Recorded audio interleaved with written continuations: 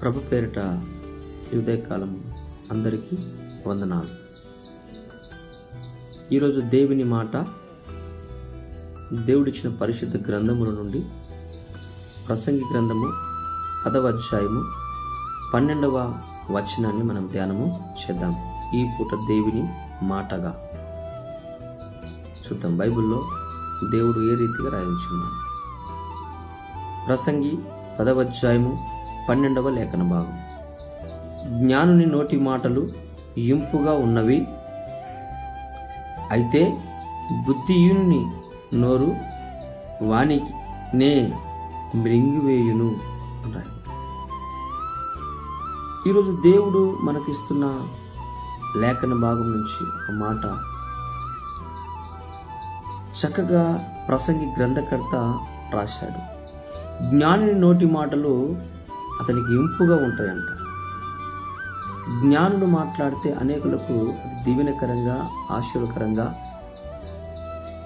బలపరిచే రీతిగా ఉంటాయి. కానీ బుద్ధిహీనుని నోరు మాట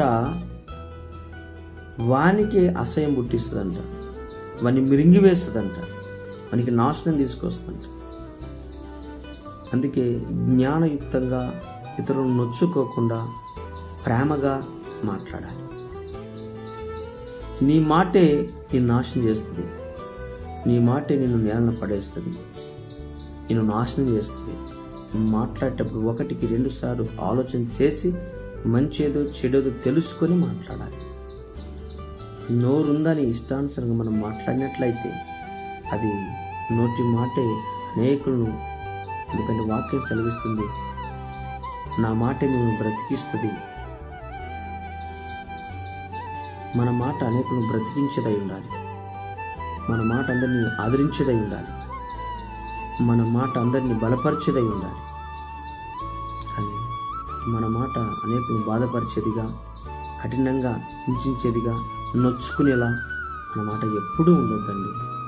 ఇది గ్రంథకర్త ఈ మాట మాట్లాడి ఈరోజు దేవుని వాగ్దానం, మన మాట అందరికీ దీవెనకరంగా, ఆశీర్వకరంగా, బాధల్లో నెమ్మది, శాంతి, సమాధానం ఇచ్చే మాటగా, ధైర్యాన్ని ఇచ్చే మాటగా మన మాట ఈరోజు ఉండునుగాక.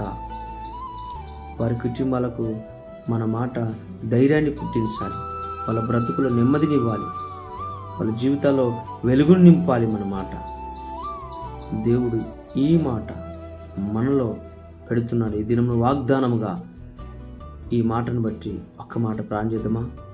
పరిశుద్ధుడు, ప్రేమ కలిగిన తండ్రి,